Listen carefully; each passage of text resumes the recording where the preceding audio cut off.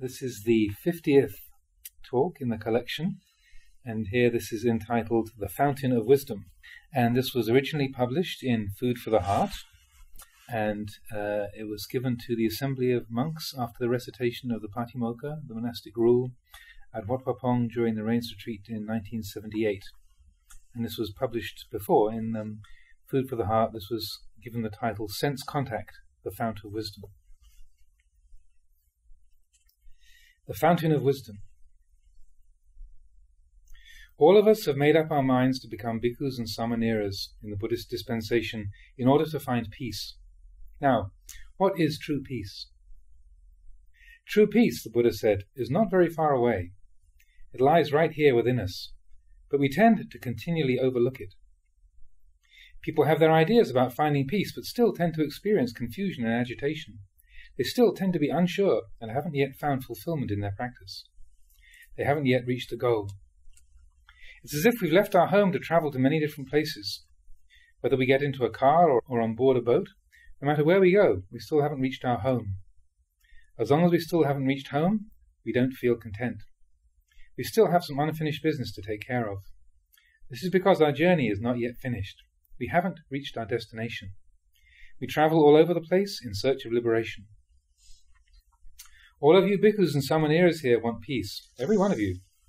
Even myself, when I was younger, searched all over for peace. Wherever I went, I couldn't be satisfied. Going into forests or visiting various teachers, listening to Dhamma talks, I could find no satisfaction. Why is this? We look for peace in peaceful places, where there won't be sights or sounds or odours or flavours, thinking that living quietly like this is the way to find contentment, that herein lies peace. But actually, if we live very quietly in places where nothing arises, can wisdom arise? Would we be aware of anything? Think about it.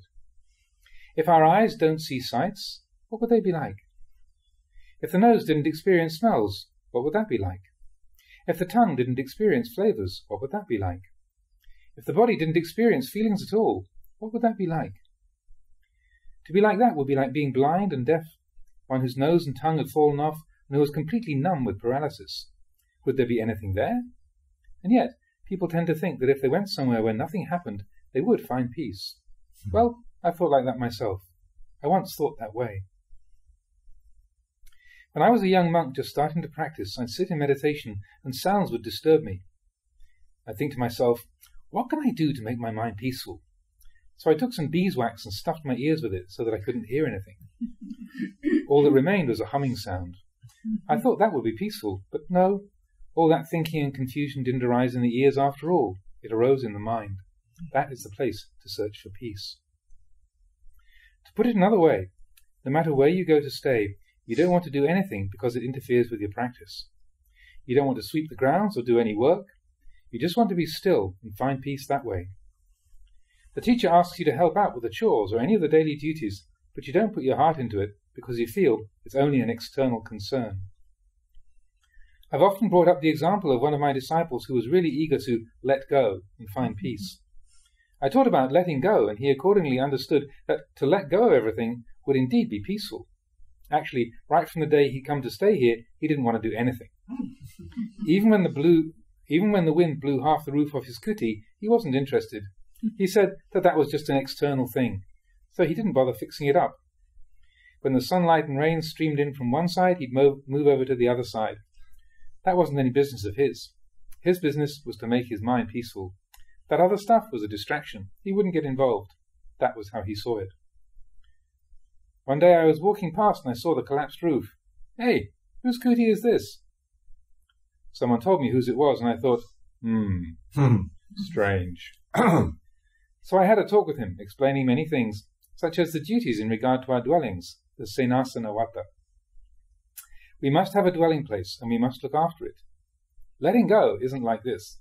It doesn't mean shirking our responsibilities. That's the action of a fool. The rain comes in on one side, and you move over to the other side. Then the sunshine comes out, and you move back to that side. Why is that? Why don't you bother to let go there? I gave him a long discourse on this. Then, when I finished, he said, Oh, Lumpur, Sometimes you teach me to cling, and sometimes you teach me to let go. I don't know what you want me to do. Even when my roof collapses and I let go to this extent, still you say it's not right. And yet you teach me to let go. I don't know what more you can expect of me. You see, people are like this. They can be as stupid as this. Are there visual objects within the eye? If there are no external visual objects, would our eyes see anything? Are there sounds within our ears if external sounds don't make contact? If there are no smells outside, would we experience them? Where are the causes? Think about what the Buddha said. All dhammas arise because of causes. If we didn't have ears, would we experience sounds? If we had no eyes, would we be able to see sights? Eyes, ears, nose, tongue, body and mind, these are the causes. It's said that all dhammas arise because of conditions. When they cease, it's because the causal conditions have ceased. For resulting conditions to arise, the causal conditions must arise first. If we think that peace lies where there are no sensations, would wisdom arise? Would there be causal and resultant conditions? Would we have anything to practice with? If we blame the sounds, then where are the sounds? If we blame the sounds, then where there are sounds, we can't be peaceful. We think that place is no good. Wherever there are sights, we say that's not peaceful. If that's the case, then to find peace, you'd have to be one whose senses have all died, blind and deaf. I thought about this. This is strange. Suffering arises because of eyes, ears, nose, tongue, body and mind. So, should we be blind? If we didn't see anything at all, maybe that would be better. One would have no defilements arising if one were blind or deaf. Is this the way it is? But thinking about it, it was all wrong. If that was the case, then blind and deaf people would be enlightened. They would all be accomplished if defilements arose of the eyes and the ears. There are the causal conditions. Where things arise at the cause, that's where we must stop them. Where the cause arises, that's where we must contemplate. Actually, the sense bases of the eye, ear, nose, tongue, body and mind are all things which can facilitate the arising of wisdom, if we know them as they are. If we don't really know them, we must deny them, saying we don't want to see sights, hear sounds and so on, because they disturb us. If we cut off the causal conditions, what are we going to contemplate? Think about it. Where would there be any cause and effect? This is wrong thinking on our part. This is why we are taught to be restrained. Restraint is sila. There is the sila of sense restraint. Eyes, ears, nose, tongue, body and mind. These are our sila, and they are our samadhi. Reflect on the story of Sariputta. At the time before he became a bhikkhu, he saw Asajitera going on alms round. Seeing him, Sariputta thought, "This monk is most unusual. He walks neither too fast nor too slow. His robes are neatly worn. His bearing is restrained." Sariputta was inspired by him, and so approached Venerable Asaji, paid his respects, and asked him, "Excuse me, sir, who are you?" "I am a samana." "Who is your teacher?" "Venerable Gotama is my teacher." "What does Venerable Gotama teach?" "He teaches that all things arise because of conditions. When they cease, it's because the causal conditions have ceased." When asked about the Dhamma by Sariputta, Asaji explained only in brief. He talked about cause and effect. Dhammas arise because of causes. The cause arises first, and then the result. When the result is to cease, the cause must first cease. That's all he said, but it was enough for Sariputta. At the time, Venerable Sariputta had his first insight into Dhamma, attaining stream entry at this point. Now this was a cause for the arising of Dhamma. At that time Sariputta had eyes, he had ears, he had a nose, a tongue, a body and a mind. All his faculties were intact. If he didn't have his faculties, would there have been sufficient causes for wisdom to arise for him? Would he have been aware of anything? But most of us are afraid of contact. Either that, or we like to have contact, but we develop no wisdom from it. Instead, we repeatedly indulge through the eyes, ears, nose, tongue, body and mind, delighting in and getting lost in sense objects. This is how it is. These sense bases can entice us into delight and indulgence, or they can lead us to knowledge and wisdom. They have both harm and benefit, depending on our wisdom. Now let us understand that, having gone forth, and having come here to practice, we should take everything as practice. even the bad things. We should know them all. Why? So that we may know the truth. When we talk of practice, we don't simply mean those things that are good and pleasing to us. That's not how it is. In this world, some things are to our liking, some are not. These things all exist in this world, nowhere else. Usually, whatever we like, we want, even regarding fellow monks and novices. Whatever monk or novice we don't like, we don't want to associate with. We only want to be with the ones we like. You see? This is choosing according to our likes. Whatever we don't like, we don't want to see or know about. Actually, the Buddha wanted us to experience these things. Loko vidu. Look at this world and know it clearly. If we don't know the truth of the world clearly, then we can't go anywhere. Living in the world, we must understand the world. The noble ones of the past, including the Buddha, all lived with these things. They lived in this world, among deluded people. They attained the truth right in this very world, nowhere else. They didn't run off to some other world to find the truth. They had wisdom. They restrained their senses, but the practice is to look into all these things and know them as they are. Therefore, the Buddha taught us to know the sense bases, our points of contact. The eye contacts forms and sends them in to become sights. The ears make contact with sounds. The nose makes contact with odors. The tongue makes contact with tastes. The body makes contact with tactile sensations. And so awareness arises. Where awareness arises is where we should look and see things as they are. If we don't know these things as they really are, we will either fall in love with them or hate them. Where these sensations arise is where we can become enlightened, where wisdom can arise. But sometimes we don't want things to be like that. The Buddha taught restraint, but restraint doesn't mean we don't see anything, hear anything, smell, taste, feel, or think anything. That's not what it means. If practitioners don't understand this, then as soon as they see or hear anything, they cower and run away. They don't deal with things. They run away, thinking that by so doing, those things will eventually lose their power over them, that they will eventually transcend them. But they won't. They won't transcend anything like that.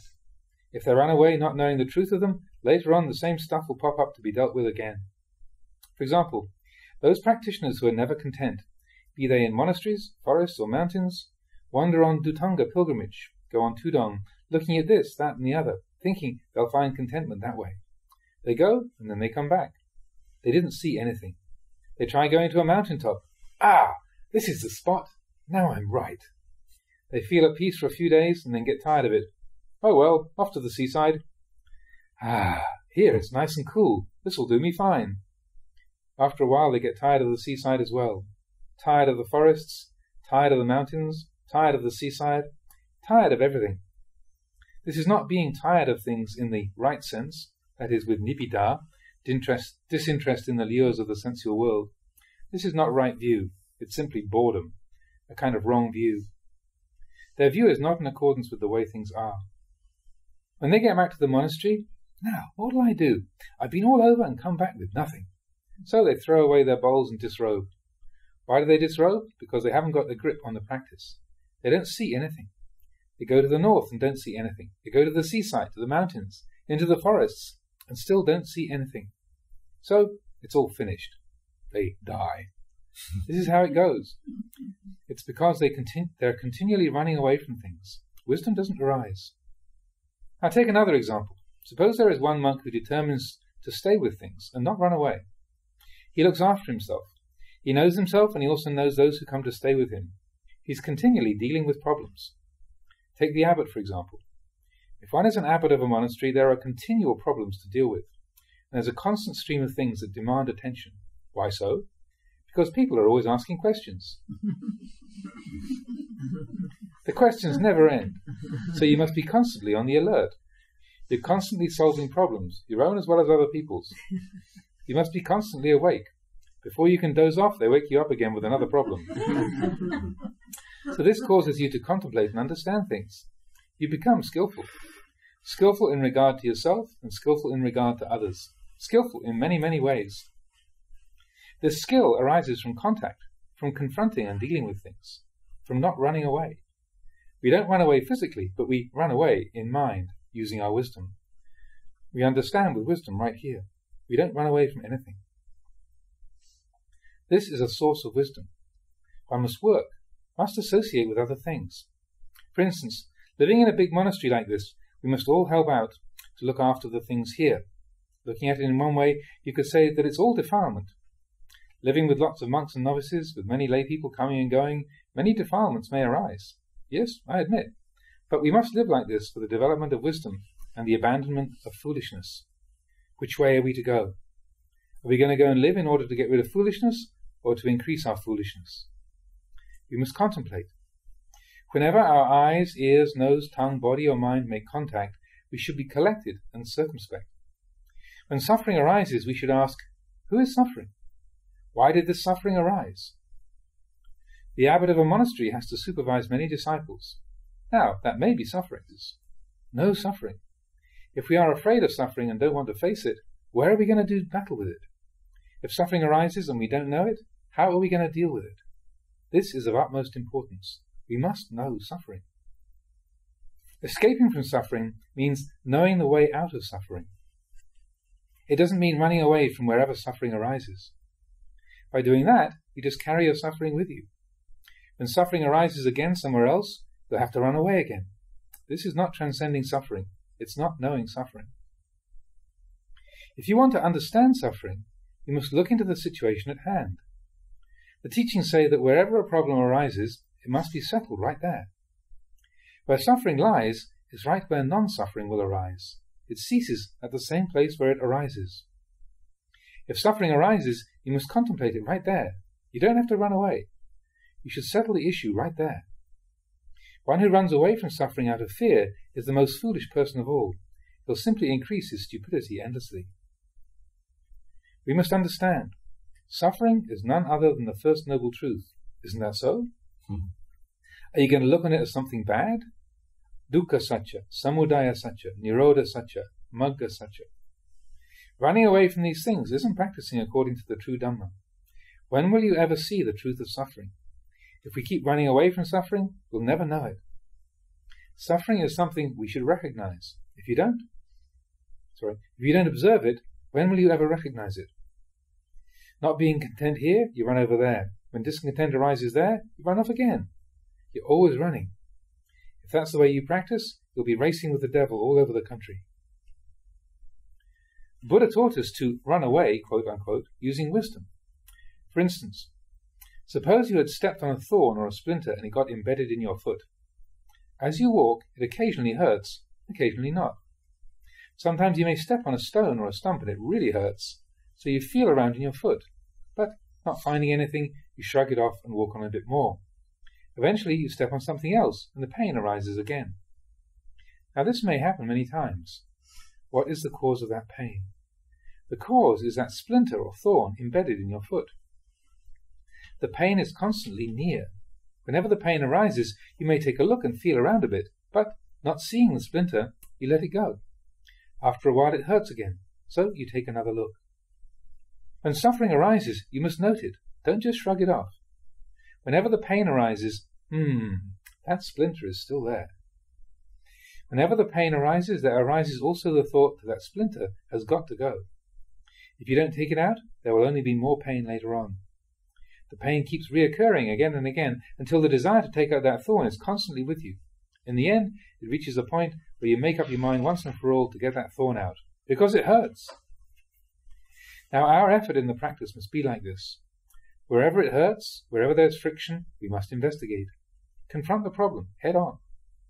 Take that thorn out of your foot. Just pull it out. Wherever your mind gets stuck, you must take note. As you look into it, you will know it, see it, and experience it as it is. Our practice must be unwavering and persistent. We call it viryarambha, putting forth constant effort. Whenever an unpleasant feeling arises in your foot, for example, you must remind yourself to get that thorn out and not to give up your resolve. Likewise, when suffering arises in our hearts, we must have the unwavering resolve to try to uproot the defilements, to give them up. This resolve is constantly there, unremitting. Eventually the defilements will fall into our hands, where we can finish them off. So in regard to happiness and suffering, what are we to do? If we didn't have these things, what could we use as a cause to precipitate wisdom? If there is no cause, how will the effect arise? All dhammas arise because of causes. When the result ceases, it's because the cause has ceased. This is how it is, but most of us don't really understand. People only want to run away from suffering. This sort of knowledge is short of the mark. Actually, we need to know this very world that we're living in. We don't have to run away anywhere. You should have the attitude that to stay is fine, and to go is fine. Think about this carefully. Now, where do happiness and suffering lie? If we don't hold fast to, cling to, or fix onto anything, as if it weren't there, suffering doesn't arise. Suffering arises from existence, bhava. If there is existence, then there is birth.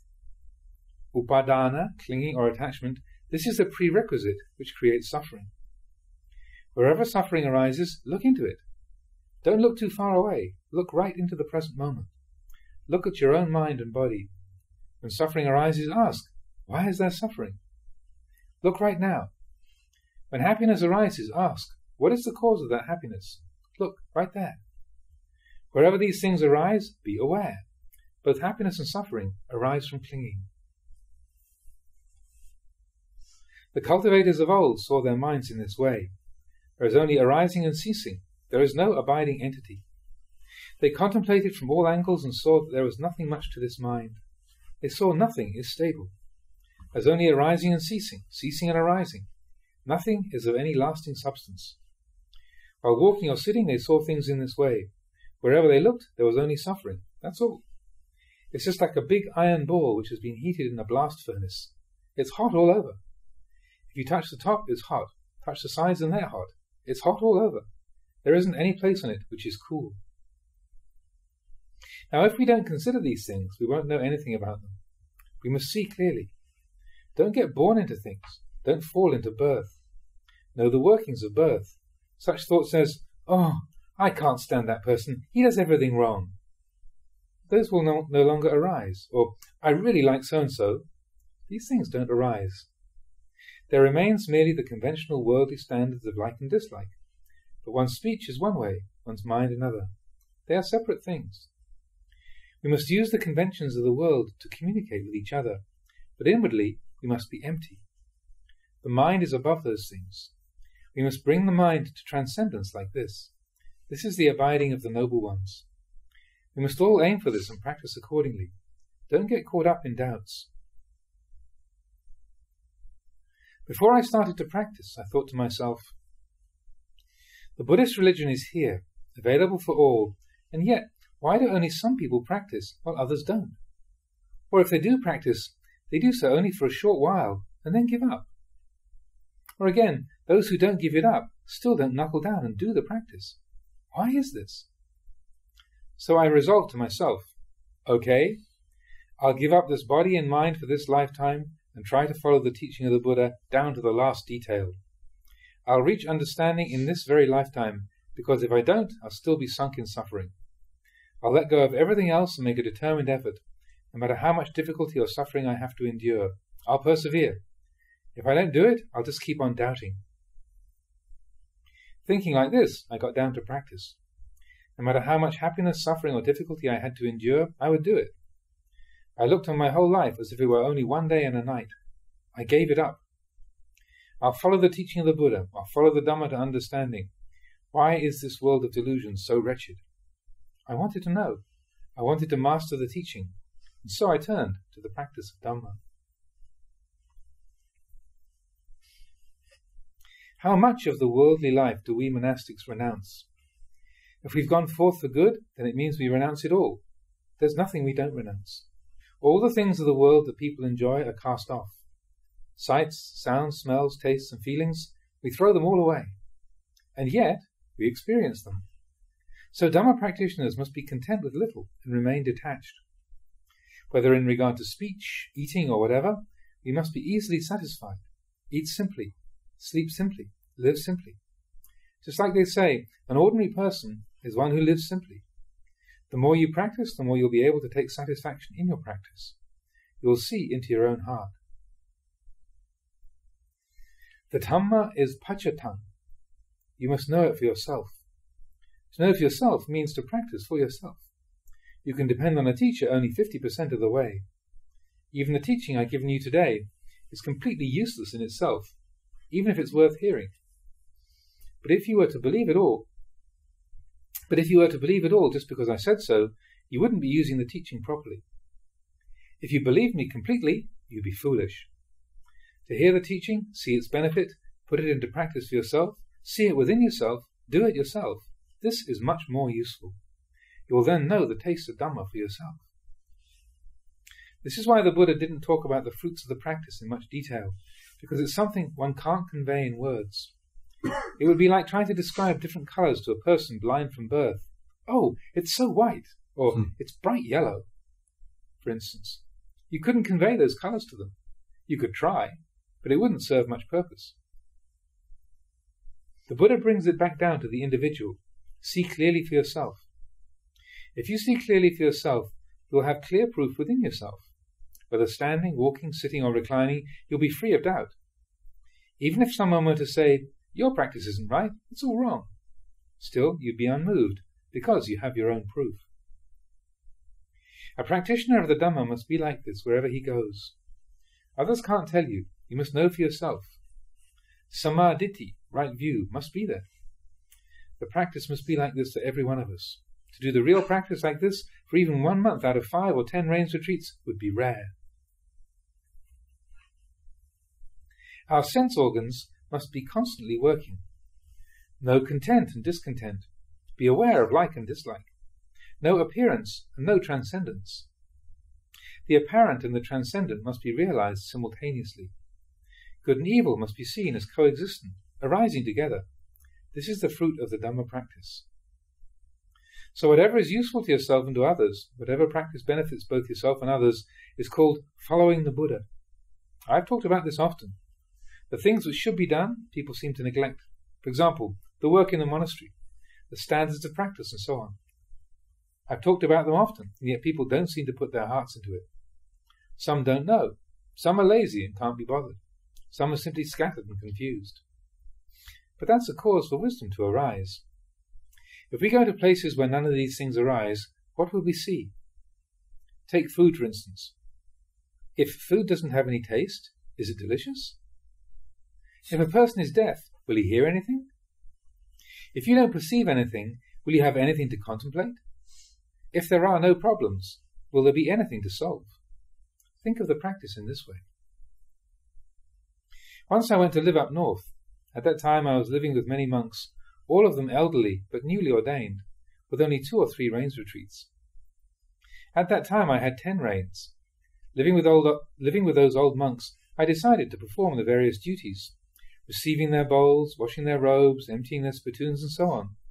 I didn't think in terms of doing it for any particular individual. I simply maintained my practice.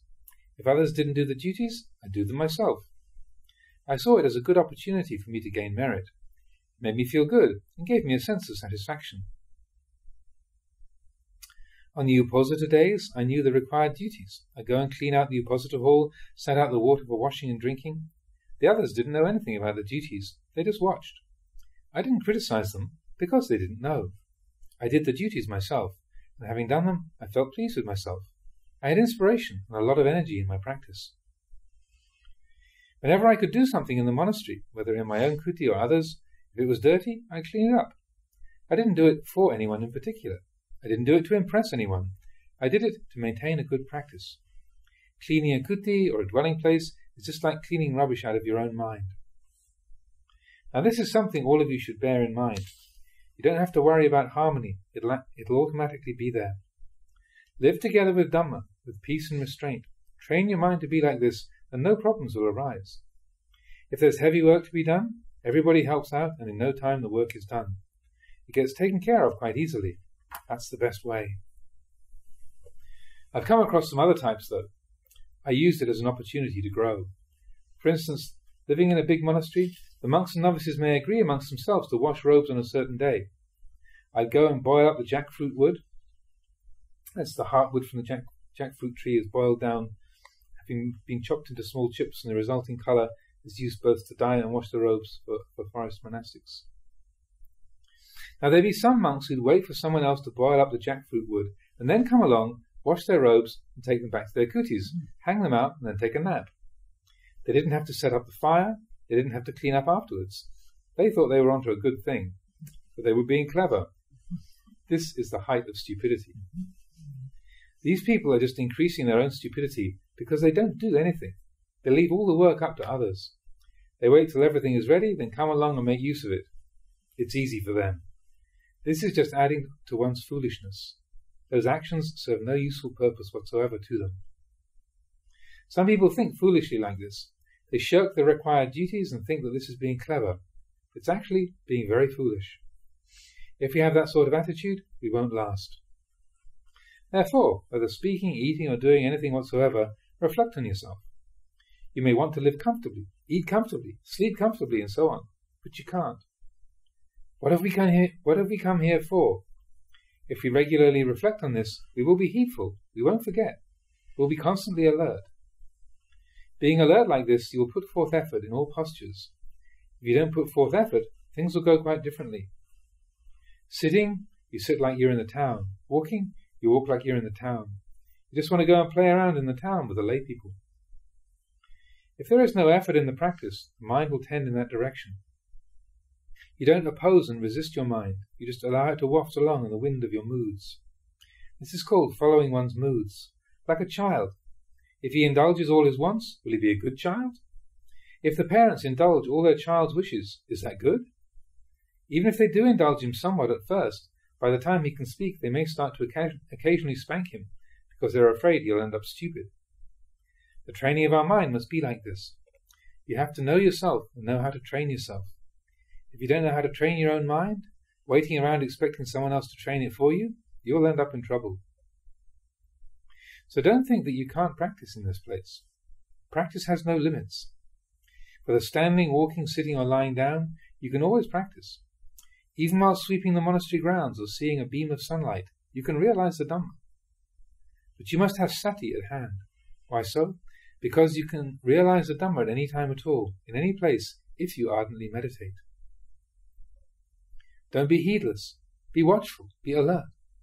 While walking on alms round, all sorts of feelings arise, and it's all good Dhamma. When you get back to the monastery and are eating your food, there's plenty of good Dhamma for you to look into. If you have constant effort, all these things will be objects of contemplation. There will be wisdom. You will see the Dhamma. This is called Dhamma Vijaya, reflecting on Dhamma. It's one of the enlightenment factors. If there is sati, recollection, there will be Dhamma Vijaya as a result. These are the factors of enlightenment. If we have recollection, then we won't simply take it easy. There will also be inquiry into Dhamma. These things become factors for realizing the Dhamma. If we reach this stage, our practice will know neither day nor night. It will continue on regardless of the time of day. There will be nothing to taint the practice, or, if there is, we will immediately know it.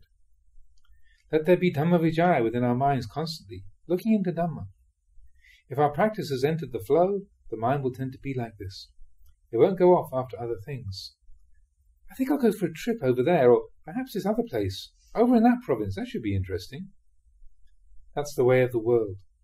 Not long and the practice will die. So resolve yourselves. It's not just by sitting with your eyes closed that you develop wisdom. Eyes, ears, nose, tongue, body and mind are constantly with us. So be constantly alert. Study constantly. Seeing trees or animals can all be occasions for study. Bring it all inwards. See clearly within your own heart. If some sensation makes an impact on the heart, witness it clearly for yourself. Don't simply disregard it. Take a simple comparison. Baking bricks. Have you ever seen a brick baking oven? They build the fire up about 2 or 3 feet in front of the oven. Then the smoke gets drawn into it. Looking at this illustration, you can more clearly understand the practice. To make a brick kiln work the right way, you have to make the fire so that all the smoke gets drawn in. None is left over. All the heat goes into the oven, and the job gets done quickly. We Dhamma practitioners should experience things in this way. All our feelings should be drawn inwards, to be turned into right view. The sights we see, the sounds we hear, the odours we smell, the flavours we taste, and so on, the mind draws them all inward to be converted into right view. Those feelings thus become experiences, which gives rise to wisdom. Yeah.